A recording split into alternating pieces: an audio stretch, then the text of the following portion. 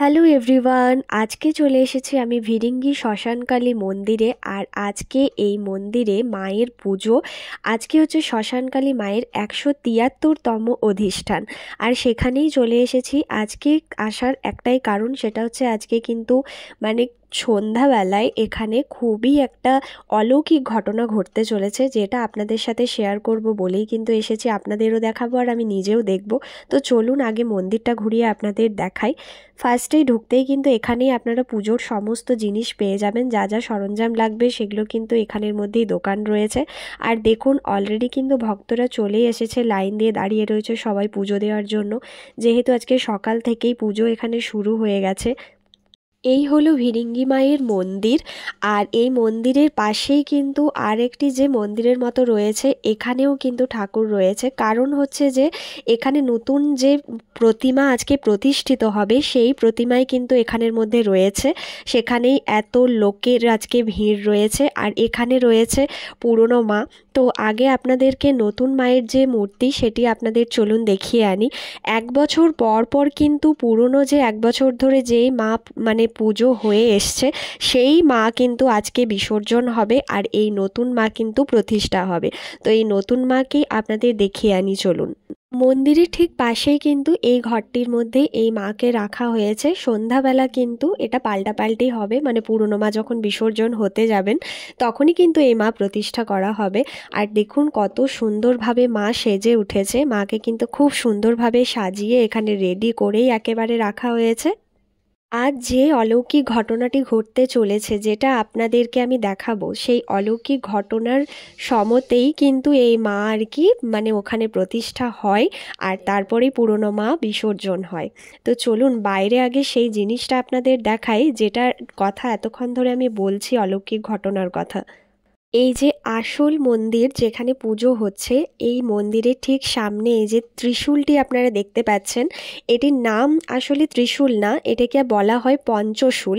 তো এই পঞ্চশূল বলে এই যে মানে জিনিসটি, এটি সন্ধ্যাবেলা আজকে যখন নতুন মা এখানে প্রতিষ্ঠা হবে, ঢুকবে, আর পুরনো মা যখন বেরোবে, তো সেই টাইমটা মানে সেরকমই এক্স্যাক্ট ঠিক টাইমটা আমি বলতে পারছি না, সেই রকম টাইমেই কিন্তু এই ত্রিশূলটা কম্পন হয় নিজের থেকে। আর সেই দৃশ্যই কিন্তু আমি আপনাদের কাছে তুলে ধরবো। তো দেখুন এখানে ব্যান্ড ফ্যান্ড কিন্তু পুরো রেডি হয়ে গেছে, অলরেডি ব্যান্ড বাজছে, ঢাক বাজছে, প্রচুর মানুষের চিৎকার, গান বাজনা, মানে পুরো জায়গাটা কিন্তু একটা অন্যরকম মহল হয়ে উঠেছে। আর এখানে এত মানুষের ভিড় হয়েছে, অলরেডি কিন্তু প্রচুর মানুষের ভিড় রয়েছে। এখনও কিছুটা টাইম দেরি আছে, তারপরে কিন্তু এই ত্রিশূল কেঁপে উঠবে। আপনারা দেখুন এখানে শুধু ভিড়টা, যে কত ভক্তরা এখানে কিন্তু এসছে, কত ভক্তের ভিড় এখানে হয়ে গেছে অলরেডি। দূর দূরান্ত থেকে প্রচুর ভক্ত কিন্তু এখানে ছুটে এসেছে এই ত্রিশূল কম্পন আজ দেখবে বলে, এই অলৌকিক ঘটনা দেখবে বলে। আর সেই অলৌকিক ঘটনাই কিন্তু কিছুক্ষণের মধ্যেই ঘটতে চলেছে, সেটা আপনারা দেখতেই পাবেন। দেখুন পুজো কিন্তু প্রায় শুরু হয়েই গেছে।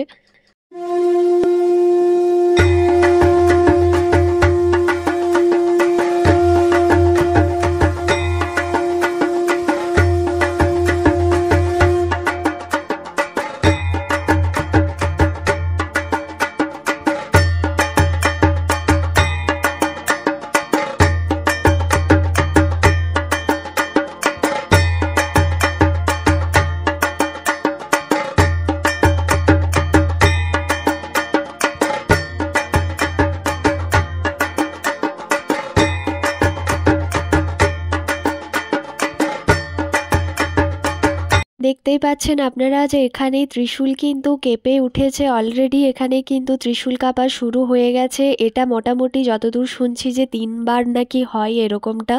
এই দৃশ্য কিন্তু আপনারা নিজের চোখে না দেখলে বিশ্বাসই করতে পারবেন না। আর কিছুক্ষণের মধ্যেই কিন্তু একটু পরেই শুরু হয়ে যাবে। নতুন যে মূর্তি রয়েছে মায়ের, সেই মূর্তি কিন্তু প্রতিষ্ঠা হবে, পুজো হবে। পুরনো যে মূর্তিটি রয়েছে সেই মূর্তিটি কিন্তু এই পাশের দিঘিতেই কিন্তু বিসর্জন হবে, একটু পরে বিসর্জন করতে নিয়ে যাওয়া হবে। দেখুন কতক্ষণ ধরে এই ত্রিশূল কিন্তু নড়েই চলেছে, পুরো কম্পন হচ্ছে। এই সাইডে যেরকম এই ত্রিশূল কম্পন হচ্ছে, আর এই সাইডে কিন্তু ঠিক একইভাবে এদিকেও কিন্তু এখানে ঠাকুরের যে নতুন মূর্তি রয়েছে সেই মূর্তি কিন্তু মন্দিরের ভেতর ঢোকানো হচ্ছে, প্রবেশ করানো হচ্ছে। দেখতেই পাচ্ছেন আপনারা যে নতুন মূর্তি ঢুকেছে আর পুরনো মূর্তিকে এবার বার করা হবে, সেই প্রস্তুতিই কিন্তু এখানে চলছে। এই দৃশ্য কিন্তু একেবারেই দেখার মতো দৃশ্য। নতুন মাকে দেখুন এখানে কি সুন্দরভাবে গয়না পরিয়ে সাজানো চলছে। কিছুক্ষণের মধ্যেই পুজো শুরু হবে, সেই জন্য নতুন মাকে কিন্তু রেডি করা হচ্ছে। আর সবাই কিন্তু অলরেডি ডালা নিয়ে এখানে কিন্তু পুজো দিতে চলে এসেছে। বিশাল লাইন, বিশাল লাইন। সেই সকালবেলা থেকে কিন্তু ভক্তরা এখানে পুজো দেওয়া চলছে, লাইন পড়ে গেছে। এতটাই ভিড় যে সকাল থেকে আজকে পুজো নেওয়া হচ্ছে পুরো। আবার কিন্তু এখানে একটু পরই কিন্তু পুজো শুরু হবে, তার জন্য কিন্তু সবাই অলরেডি মন্দিরে প্রবেশ করছে, পুজো দিচ্ছে।